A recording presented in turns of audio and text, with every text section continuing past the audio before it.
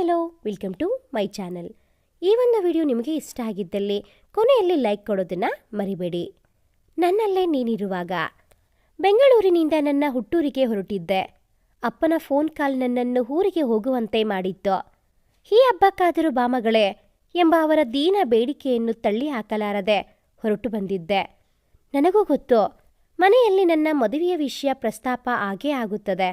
ಅಪ್ಪ ಪ್ರೀತಿಯಿಂದ ಸಮಜಾಯಿಸಿ ಹೇಳಿದರೆ ಅಮ್ಮ ಅತ್ತು ಕರೆದು ರಂಪ ಮಾಡಿಯಾದರೂ ನನ್ನನ್ನು ಒಪ್ಪಿಸುತ್ತಾಳೆ ಅಂತ.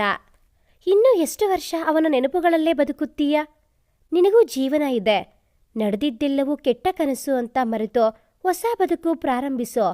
ಇದು ಯಾವಾಗಲೂ ಅಮ್ಮ ಹೇಳುವ ಮಾತು. ಇದನ್ನ ಕೇಳಿ ಕೇಳಿ ಸಾಕಾಗಿ ನೀನು ಹೀಗೆ ಹೇಳ್ತಿದ್ರೆ ನಾನು ಮನೆಗೆ ಬರೋದೇ ಇಲ್ಲ ನೋಡು ಎಂದು ಹೇಳಿ ಬಂದು ವರ್ಷವಾಗಿತ್ತು. ಯಾವುದೇ ಹಬ್ಬಕ್ಕೂ ನಾನು ಊರಿಗೆ ಹೋಗಿರಲಿಲ್ಲ. ಅದಕ್ಕೆ ಏನೋ ಈ ಬಾರಿ ಅಪ್ಪನೇ ಖುದ್ದಾಗಿ ಫೋನ್ ಮಾಡಿ ನನ್ನನ್ನು ಬರುವ ಹಾಗೆ ಹೇಳಿದ್ದರು. ಅಪ್ಪನ ಮಾತು ನಾನು ಮೀರಲ್ಲ ಅನ್ನೋ ಭರವಸೆ ಹಾಗೂ ನಂಬಿಕೆ ನನ್ನ ಮೇಲೆ ಅವರಿಬ್ಬರಿಗೂ ಇದೆ. ಏನೇ ವಿಷಯವಾದರೂ ಮುಕ್ತವಾಗಿ ನಾನವರಲ್ಲಿ ಹಂಚಿಕೊಳ್ಳುತ್ತೇನೆ. ಅದರಲ್ಲೂ ಅಪ್ಪ ಅಂದರೆ ನನಗೆ ಅತ್ಯುತ್ತಮ ಸಲಹೆ ನೀಡುವ ನನ್ನ ಬೆಸ್ಟ್ ಫ್ರೆಂಡ್. ಅವರಿಬ್ಬರ ಮುದ್ದು ಕಣ್ಮನಿ ನಾನು. ನನಗೆ ಸ್ವಲ್ಪ ನೋವಾದರೂ ಸಹಿಸಲಾರರು ಅವರಿಬ್ಬರು. ಏನಿದು ಆಗ್ಲಿಂದ ಬರೀ ನಾನು ಅಂತಿದ್ದೀನಿ? ನನ್ನ ಪರಿಚಯ ಇಲ್ಲ ಅಲ್ವ ನಿಮಗೆ? ಪ್ರಯಾಣ ಇನ್ನೂ ತುಂಬ ಇದೆ.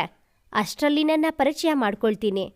ನಾನು ಜಲಜಾ, ರಾಮಮೂರ್ತಿ ಮತ್ತು ಪದ್ಮಾ ದಂಪತಿಗಳ ಒಬ್ಬಳೇ ಮುದ್ದು ಮಗಳು. ಮಲೆನಾಡಿನ ಸಣ್ಣದೊಂದು ಊರು ನಮ್ಮದು. ಊರಲ್ಲಿ ನಮ್ಮದೇ ಅಡಿಕೆ ತೋಟ ಇದೆ. ತಕ್ಕ ಮಟ್ಟಿಗೆ ಸ್ಥಿತಿವಂತರೆ. ಸುಖ ಜೀವನಕ್ಕೆ ದುಡಿಮೆಯ ಜೊತೆ ಒಂದಿಷ್ಟು ಉಳಿತಾಯ ಇದ್ರೆ ಸಾಕು ಅನ್ನೋ ಅಪ್ಪ. ಸುಖ ಸಂಸಾರಕ್ಕೆ ಪ್ರೀತಿ ಜೊತೆಗೆ ಪರಸ್ಪರರಲ್ಲಿ ಗೌರವ ನಂಬಿಕೆ ಇರಬೇಕು ಅನ್ನೋ ಅಮ್ಮ. ಅತ್ತ ತೀರಾ ಮಾಡ್ರನ್ ಅಲ್ಲದ, ಇತ್ತ ತೀರಾ ಸಂಪ್ರದಾಯಸ್ಥಳೂ ಅಲ್ಲದ ನಾನು. ಇದೇ ನನ್ನ ಫ್ಯಾಮಿಲಿ. ಅಪ್ಪ ಅಮ್ಮನಲ್ಲದೆ ನಾನು ಅತಿಯಾಗಿ ಪ್ರೀತಿಸಿದ್ದು ಅವನನ್ನೇ. ಅದೇಕೋ ಗೊತ್ತಿಲ್ಲ, ಅವನೆಂದರೇನೋ ವಿಚಿತ್ರ ಆಕರ್ಷಣೆ. ಈ ಬಾಳ ಪಯಣಕ್ಕೆ ಅವನೇ ಸಹಚಾರಿ ಅಂತ ನಾನು ನಿರ್ಧರಿಸಿಬಿಟ್ಟಿದ್ದೆ. ಅವನೇ ಪ್ರಹಲ್ದ್. ಹೆಸರಿನಂತೆ ವಿಭಿನ್ನವಾಗಿದ್ದ. ಅವನ ಕನಸುಗಳು ಕೂಡ ಎಲ್ಲರಿಗಿಂತ ವಿಭಿನ್ನ. ನನ್ನ ಗೆಳೆಯ. ಜಲಜಾ, ನೀನಿದ್ದರೆ ನನಗೆ ಇನ್ಯಾರೂ ಬೇಡ ಕಣೆ ಅಂತಿದ್ದವನ ಮೇಲೆ ಪ್ರೀತಿ ಹುಟ್ಟಲು ಹೆಚ್ಚು ಸಮಯ ಬೇಕಾಗಲಿಲ್ಲ. ಪ್ರತಿದಿನ ಮನೆಯಿಂದ ನನ್ನನ್ನು ಕಾಲೇಜ್ಗೆ, ಕಾಲೇಜಿಂದ ಮನೆಗೆ ಡ್ರಾಪ್ ಮಾಡುತ್ತಾ ಇದ್ದವನು ಅವನೇ.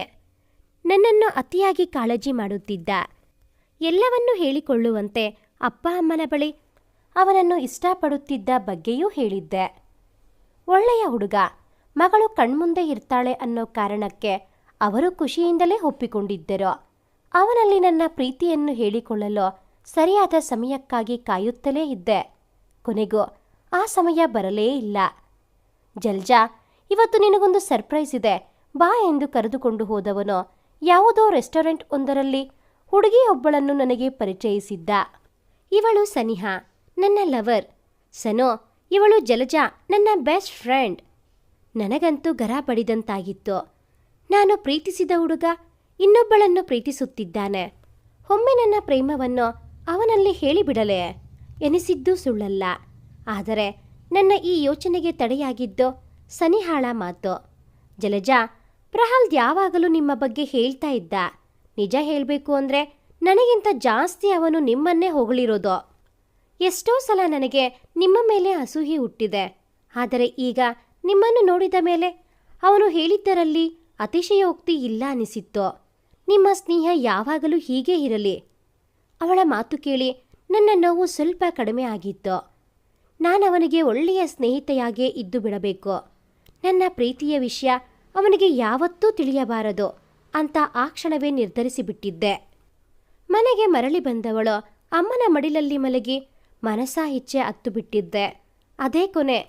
ಇನ್ನೆಂದೂ ಅವನನ್ನು ನೆನೆದು ಅಳಬಾರದು ಎಂದು ತೀರ್ಮಾನಿಸಿದ್ದೆ. ಅವನ ಮದುವೆಗೂ ಹೋಗಿ ಶುಭ ಹಾರೈಸಿ ಬಂದಿದ್ದೆ. ಜಲಜಾ, ನಿನಗೊಬ್ಬ ಒಳ್ಳೆಯ ಹುಡುಗನನ್ನು ನಾನೇ ಹುಡುಕುತ್ತೀನಿ ಅಂದವನತ್ತ ಶುಷ್ಕನಗೆ ಬೀರಿ ಬಂದವಳು ಬೆಂಗಳೂರಿನಲ್ಲಿ ಸಿಕ್ಕ ಜಾಬ್ ಆಫರನ್ನು ಸ್ವೀಕರಿಸಿ ನನ್ನ ಕರಿಯರ್ನತ್ತ ಗಮನ ಹರಿಸಿ ಆರಾಮಾಗಿದ್ದೆ. ರಜೆ ಸಿಕ್ಕಿದಾಗ ಊರಿಗೆ ಹೋಗಿ ಬಂದು ಮಾತನಾಡುತ್ತಿದ್ದವಳು ಅಂದು ಅಮ್ಮನ ಜೊತೆ ಜಗಳವಾದ ಮೇಲೆ ಮತ್ತೆ ಊರಿಗೆ ಹೋಗಿರಲಿಲ್ಲ. ಅಪ್ಪ ಅಮ್ಮನ ಯೋಚನೆ, ಕಾಳಜಿ ಸರಿಯಾಗಿರುವುದೇ. ಮಗಳ ಭವಿಷ್ಯ ಭದ್ರವಾಗಿರಲಿ ಅಂತ ಅವರು ಯೋಚಿಸುವುದರಲ್ಲಿ ತಪ್ಪೇನಿಲ್ಲ. ಆದರೆ ನಾನು ಪ್ರಹ್ಲಾದ್ನ ಜಾಗದಲ್ಲಿ ಇನ್ನೊಬ್ಬನ ಪ್ರೀತಿಸಬಹುದೇ? ಉತ್ತರ ನನಗೂ ತಿಳಿದಿಲ್ಲ. ನನ್ನ ಪ್ರಕಾರ ಜೀವನದಲ್ಲಿ ಪ್ರೀತಿಯಾಗೋದು ಒಮ್ಮೆ ಮಾತ್ರ, ಮತ್ತು ನನ್ನ ಪಾಲಿನ ಆ ಪ್ರೀತಿ ನನಗೆ ಈಗಾಗಲೇ ಆಗಿ ಹೋಗಿದೆ. ಈಗ ಏನಿದ್ದರೂ ಅಪ್ಪ ಅಮ್ಮನ ಖುಷಿಗಾಗಿ ಬದುಕಬೇಕು ಅಷ್ಟೇ. ಇನ್ನು ನನ್ನ ಜೀವನದ ನಿರ್ಧಾರ ಅವರದ್ದೇ. ಹೀಗೆ ಯೋಚಿಸುತ್ತಾ ಊರು ತಲುಪಿದ್ದೆ. ಮನೆಯೊಳಗೆ ಹೊಕ್ಕುತ್ತಿದ್ದಂತೆ ಅಮ್ಮನ ಅಡುಗೆಯ ಘಮ ಮೂಗಿಗೆ ಬಡಿದಿತ್ತು. ನನ್ನನ್ನು ನೋಡಿ ಅಪ್ಪ ಅಮ್ಮನಿಗೆ ಅತ್ಯಾನಂದವಾಗಿತ್ತು. ಹೇಗಿದ್ದೀಯ ಮಗಳೇ ಅನ್ನುತ್ತಾ ಅಪ್ಪ ನನ್ನ ತಲೆ ನೆವರಿಸಿದ್ದರು. ಅಮ್ಮ ಮಾತ್ರ ತನ್ನ ಖುಷಿಯನ್ನು ತೋರ್ಪಡಿಸದೆ ಮುನಿಸಿಕೊಂಡೇ ಇದ್ದಳು. ನಾನೇ ಮುಂದಾಗಿ ಅಮ್ಮನ್ನ ತಬ್ಬಿದಾಗ ಅವಳ ಕಮ್ಮನಿ ನನ್ನ ಹೆಗಲು ಸ್ಪರ್ಶಿಸಿತ್ತು. ಅವಳು ನನ್ನನ್ನು ಎಷ್ಟು ಮಿಸ್ ಮಾಡಿಕೊಂಡಿರಬಹುದು ಅನ್ನೋದು ಆಗಲೇ ನನಗರಿವಾಗಿತ್ತು. ಸಾರಿ ಅಮ್ಮ ಅಪ್ಪ ಎಂದು ನಾನು ಕಣ್ತುಂಬಿ ನುಡಿದಾಗ ಇಬ್ಬರೂ ನನ್ನ ಕಣ್ಣೊರೆಸಿ ತಬ್ಬಿದ್ದರು. ಮನೆಯಲ್ಲಿ ಹಬ್ಬದ ತಯಾರಿ ಜೋರಾಗಿಯೇ ನಡೆದಿತ್ತು. ಬೆಳಕಿನ ಹಬ್ಬ ನಮ್ಮ ಜೀವನದಲ್ಲೂ ಹೊಸ ಬೆಳಕನ್ನು ಹೊತ್ತು ತರುವುದರಲ್ಲಿತ್ತು. ಬೇಗ ಬೇಗ ಹೊರಡಿ, ಪೂಜೆಗೆ ತಡವಾಗುತ್ತೆ. ಅಮ್ಮ ನನ್ನನ್ನು ಅಪ್ಪನನ್ನು ತರಾತುರಿಯಲ್ಲಿ ಹೊರಡಿಸಿದ್ದಳು. ಪ್ರತಿ ವರ್ಷದಂತೆ ದೇವಸ್ಥಾನದಲ್ಲಿ ನಮ್ಮ ಪರವಾಗಿ ವಿಶೇಷ ಪೂಜೆ ನಡೆಯುತ್ತಿತ್ತು. ನನ್ನ ಕೈಗೊಂದು ದೀಪವನ್ನು ಕೊಟ್ಟು, ಇದು ಹರಿಕೆಯ ದೀಪ, ಜೋಪಾನವಾಗಿ ಹಚ್ಚಿ ಭಕ್ತಿಯಿಂದ ಬೇಡಿಕೊಂಡು ಬಾ ಎಂದು ತಾಕೀತು ಮಾಡಿ ಕಳಿಸಿದ್ದಳು ಅಮ್ಮ. ಮಂದಿರದ ಪ್ರಾಂಗಣದಲ್ಲಿ ಎಲ್ಲೆಲ್ಲೂ ದೀಪಗಳೇ ಪ್ರಜ್ವಲಿಸುತ್ತಿತ್ತು. ಯಾರೋ ಅವಸರದಲ್ಲಿ ಎಣ್ಣೆ ಚೆಲ್ಲಿದ್ದರೇನೋ, ಕಾಲು ಜಾರಿ ನನ್ನ ಕೈಯಲ್ಲಿದ್ದ ದೀಪ ಇನ್ನೇನು ಬಿತ್ತು ಎನ್ನುವಷ್ಟರಲ್ಲಿ ಅದನ್ನು ಹಿಡಿದಿತ್ತೊಂದು ಕೈ. ನನಗಂತೂ ಹೋದ ಶ್ವಾಸ ಮರಳಿದಂತಾಗಿತ್ತು. ಥ್ಯಾಂಕ್ಸ್ ರೀ, ಇದು ಹರಕೆಯ ದೀಪ. ಇದೇನಾದರೂ ಬಿದ್ದಿದ್ದರೆ ಅಮ್ಮ ನನ್ನ ಸಾಯಿಸಿಯೇ ಬಿಡ್ತಾ ಇದ್ಲು. ನೀವು ದೀಪ ಮತ್ತೆ ನನ್ನ ಇಬ್ಬರನ್ನೂ ಕಾಪಾಡಿಬಿಟ್ರಿ. Thank you so much. ಆ ವ್ಯಕ್ತಿಗೆ ಕೃತಜ್ಞತೆ ತಿಳಿಸಿ ಹೊರಟಿದ್ದೆ. ನಿಮ್ಮ ಹೆಸರೇನು? ಆತ ಕೂಗಿ ಕೇಳಿದ್ದ. ಜಲಜ ಎನ್ನುತ್ತಾ ಹೊಳಗೋಡಿದ್ದೆ. ಮುಂದಿನ 3 ದಿನಗಳು ಆತ ನನಗೆ ದೇವಸ್ಥಾನದಲ್ಲಿ ಸಿಗುತ್ತಿದ್ದ. ಎದುರಾದಾಗ ಒಂದು ಮುಗಳನಗೆ ಬೀರಿ ಹೋಗುತ್ತಿದ್ದ. ಪೂಜೆಯ ಸಮಯದಲ್ಲಿ ದೇವಿಯ ಸ್ತುತಿಯನ್ನು ಸುಶ್ರವ್ಯವಾಗಿ ಹಾಡುವ ಅವನ ಕಲೆಗೆ ನಾನು ಮಾರು ಹೋಗಿದ್ದೆ.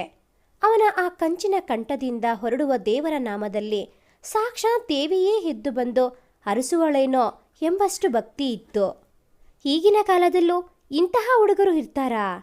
ಆತನ ಸ್ವರದಲ್ಲಿ ಎಷ್ಟೊಂದು ದೈವಿಕತೆ ಇದೆ. ನೀನು ಇದ್ದೀಯಾ, ನೋಡಿ ಕಲಿ ಎಂದು ಮನೆಗೆ ಬರುವ ದಾರಿಯಲ್ಲಿ ಅಮ್ಮ ಹೇಳಿದಾಗ ಕೋಪದ ಬದಲು ಒಂಥರ ಖುಷಿಯಾಗಿತ್ತು. ಹಬ್ಬ ಮುಗಿದ ಮೇಲೂ ಅವನನ್ನು ಕಾಣುವ ತವಕದಿಂದ ದೇವಸ್ಥಾನಕ್ಕೆ ಹೋಗಿದ್ದೆ. ಆದರೆ ಅವನೆಲ್ಲೂ ಕಂಡಿರಲಿಲ್ಲ. ಪೆಚ್ಚುಮರೆ ಹೊತ್ತು ನಿಂತವಳನ್ನು ಅರ್ಚಕರ ಧ್ವನಿ ಎಚ್ಚರಿಸಿತ್ತು. ಏನಮ್ಮ ಜಲಜಾ, ಹೇಗಿದ್ದೀಯಾ? ನಮ್ಮ ಪರಿವಾರದ ಪರಿಚಯ ಅವರಿಗೆ ಚೆನ್ನಾಗಿಯೇ ಇದ್ದಿದ್ದರಿಂದ ಮಾತನಾಡಿಸಿದ್ದರು. ಚೆನ್ನಾಗಿದ್ದೀನಿ. ಹಾ ಅರ್ಚಕರೇ, ಅವತ್ತು ದೇವಿ ಸ್ತುತಿ ಹಾಡಿದರಲ್ಲ, ಅವರ್ಯಾರು? ಅವನ ಬಗ್ಗೆ ಕೇಳಲೋ ಬೇಡವೋ ಎಂಬ ಸಂಕೋಚದಲ್ಲೇ ಕೇಳಿದ್ದೆ. ಹೋ, ಹಾ ಹುಡುಗನಾ? ಅವನು ನಮ್ಮ ರಾಮಚಂದ್ರರಾಯರ ಮೊಮ್ಮಗ. ಹುಟ್ಟಿದ್ದು ಬೆಳೆದಿದ್ದು ಎಲ್ಲ ಬೆಂಗಳೂರಿನಲ್ಲೇ. ಆದರೂ ಎಷ್ಟು ಸಂಸ್ಕಾರವಂತ ಹುಡುಗ. ಹಿರಿಯರು ಅಂದರೆ ಅದೆಷ್ಟು ಗೌರವ. ಡಾಕ್ಟರ್ ಓದಿದ್ದಾನೆ. ಈಗ ನಮ್ಮ ಊರಲ್ಲೇ ಆಸ್ಪತ್ರೆ ಕಟ್ಟಿಸ್ತಾ ಇದ್ದಾರೆ. ಇಲ್ಲೇ ಇದ್ದು ಜನರ ಸೇವೆ ಮಾಡ್ತೀನಿ ಅಂತಿದ್ದಾನೆ ಅಂತ ರಾಯರು ಹೇಳ್ತಾ ಇದ್ರು ಅನ್ನುತ್ತಾ ಅವರು ಹೊರಟು ಹೋಗಿದ್ದರು. ಇಂಟ್ರೆಸ್ಟಿಂಗ್ ಎಂದು ನನ್ನಲ್ಲೇ ಹೇಳಿಕೊಂಡು ನಾನು ಮನೆಗೆ ಮರಳಿದ್ದೆ. ನಾನು ಊಹಿಸಿದ್ದ ಹಾಗೆ ಹಬ್ಬ ಮುಗಿದ ಮೇಲೆ ಅಮ್ಮ ಮತ್ತೆ ತನ್ನ ಹಳೆಯ ರಾಗ ಹಾಡಿದ್ದಳು. ಆದರೆ ಈ ಬಾರಿ ಮೊದಲೇ ನಿರ್ಧರಿಸಿ ಬಂದಿದ್ದರಿಂದ ನಾನೇನೂ ಅವಳ ಮಾತನ್ನು ವಿರೋಧಿಸಲಿಲ್ಲ. ಸರಿ ಅಮ್ಮ, ನೀವು ಯಾವ ಹುಡುಗನನ್ನ ತೋರಿಸುತ್ತೀರೋ ಅವನನ್ನೇ ಮದುವೆ ಆಗ್ತೀನಿ, ಖುಷಿನಾ ಎಂದೆ. ಮಗಳೇ, ನೀನು ಯೋಚನೆ ಮಾಡಿ ಈ ನಿರ್ಧಾರ ತಗೊಂಡಿದ್ದೀಯಾ ಅಲ್ವಾ? ಅಪ್ಪ ಪ್ರಶ್ನಿಸಿದ್ದರು. ಅಮ್ಮ ಮತ್ತೆ ನಿಮ್ಮ ಖುಷಿನೇ ನನಗೆ ಎಲ್ಲಕ್ಕಿಂತ ಇಂಪಾರ್ಟೆಂಟ್. ನಾನು ಮದುವೆ ಆಗೋದ್ರಿಂದ ನಿಮಗೆ ಸಂತೋಷ ಆಗೋದಾದರೆ ನನಗೆ ಒಪ್ಪಿಗೆ ಇದೆ ಅಂದಿದ್ದೆ. ಮಾರನೆಯ ದಿನ ಹುಡುಗನ ಮನೆಯವರು ಬಂದಿದ್ದರು. ಅವರನ್ನು ನೋಡಿ ನನಗೆ ಆಶ್ಚರ್ಯವಾಗಿತ್ತು. ಅಲ್ಲಿದ್ದದ್ದು ದೇವಸ್ಥಾನದಲ್ಲಿ ನೋಡಿದ್ದ ಅದೇ ಹುಡುಗ. ನಾವಿಬ್ಬರೂ ಮಾತಾಡಿಕೊಳ್ಳಲಿ ಅಂತ ನಮ್ಮ ಮನೆಯವರು ನಮ್ಮನ್ನು ಪಕ್ಕದ ತೋಟಕ್ಕೆ ಕಳಿಸಿದ್ದರು. ನಾನಂತೂ ಮೊದಲೇ ತೀರ್ಮಾನಿಸಿದಂತೆ ಪ್ರಹ್ಲಾದ್ನ ಬಗ್ಗೆ ಎಲ್ಲವನ್ನೂ ಅವರಿಗೆ ಹೇಳಿಬಿಟ್ಟೆ. ನನ್ನ ಪ್ರಕಾರ ಯಾವುದೇ ಸಂಬಂಧದ ಬುನಾದಿ ವಿಶ್ವಾಸ. ಸುಳ್ಳಿನ ಕಥೆಯ ಮೇಲೆ ನಿರ್ಮಿತವಾದ ಸಂಬಂಧ ಎಂದೂ ಶಾಶ್ವತವಾಗಿ ಉಳಿಯುವುದಿಲ್ಲ. ನನ್ನ ಗತಜೀವನವನ್ನು ಮುಚ್ಚಿಟ್ಟು ಅವರಿಗೆ ಮೋಸ ಮಾಡುವ ಇರಾದೆಯೂ ನನ್ನದಾಗಿರಲಿಲ್ಲ. ನಾನು ಹೇಳಿದ್ದನ್ನು ಕೇಳಿಯೋ ಅವರ ಮುಖದಲ್ಲೇನೂ ಬದಲಾವಣೆ ಆಗದಿದ್ದಾಗ ಸಮಾಧಾನವಾಗಿತ್ತು. ಪ್ರೀತಿ ಒಂದೇ ಸಾರಿ ಹುಟ್ಟೋದು ಅನ್ನೋ ನಿಮ್ಮ ಮಾತನ್ನು ನಾನು ಒಪ್ಪಲ್ಲ ಜಲಜಾ. ದೇವಸ್ಥಾನದಲ್ಲಿ ನಿಮ್ಮನ್ನು ಮೊದಲ ಬಾರಿ ನೋಡಿದಾಗಲೇ ನನಗೆ ನಿಮ್ಮ ಮೇಲೆ ಪ್ರೀತಿಯಾಗಿತ್ತು. ಪ್ರತಿ ಬಾರಿ ನಿಮ್ಮನ್ನು ನೋಡಿದಾಗಲೂ ನನಗೆ ಪ್ರೀತಿ ಆಗ್ತಾನೇ ಇದೆ. ಮೊದಲ ಬಾರಿ ನಿಮ್ಮನ್ನು ನೋಡಿದಾಗ ಆದ ಅನುಭೂತಿ ಜೀವನ ಪರ್ಯಂತ ಇರುತ್ತೆ ಅನ್ನೋ ನಂಬಿಕೆ ನನಗಿದೆ. ನಿಮ್ಮ ಮೊದಲ ಪ್ರೀತಿ ನಾನು ಅಲ್ಲದೇ ಇರಬಹುದು, ಆದರೆ ನಿಮ್ಮ ಕೊನೆಯ ಪ್ರೀತಿ ನಾನಾಗಿರ್ತೀನಿ ಅಲ್ವಾ ಎಂದವರ ಮೇಲೆ ಹೊಲವಾಗಿತ್ತು. ಜೀವನದಲ್ಲಿ ಪ್ರೀತಿ ಒಂದೇ ಸಾರಿ ಹುಟ್ಟೋದು ಅನ್ನೋ ನನ್ನ ವಾದಕ್ಕೆ ಸಲುವಾಗಿ ಬಂದು ಮತ್ತೆ ನನ್ನಲ್ಲಿ ಪ್ರೀತಿ ಹುಟ್ಟಿಸಿದ ಅವರೊಂದಿಗೆ ಸಂತಸದಿಂದಲೇ ಸಪ್ತಪದಿ ತುಳಿದಿದ್ದೆ. ಈಗ ನಾನು ಜಲಜಾ ರಾಮಮೂರ್ತಿ ಅಲ್ಲ, ಮಿಸಸ್ ಜಲಜಾ ಶಮೀಕ್. ಅಪ್ಪ ಅಮ್ಮ ತುಂಬ ನೆಮ್ಮದಿಯಾಗಿದ್ದಾರೆ. ಅವರಿಷ್ಟದ ಪ್ರಕಾರ ನಾನು ಯಾವಾಗಲೂ ಅವರ ಕಣ್ಮುಂದೆಯೇ ಇರ್ತೀನಲ್ಲ. ಶಮೀಕ್ ಕೂಡ ಬಹಳ ಖುಷಿಯಲ್ಲಿದ್ದಾರೆ. ನಮ್ಮ ಜೀವನದ ಹೊಸ ಅಧ್ಯಾಯ ಈಗ ಶುರುವಾಗಿದೆ. ಈ ಒಂದು ಕತೆ ನಿಮಗೆ ಇಷ್ಟ ಆಗಿದ್ದಲ್ಲಿ ಪ್ಲೀಸ್ ಲೈಕ್ ಮಾಡಿ, ಶೇರ್ ಮಾಡಿ, ಹಾಗೆಯೇ ಕಾಮೆಂಟ್ ಮಾಡೋದನ್ನು ಮರಿಬೇಡಿ. Thanks for watching this video.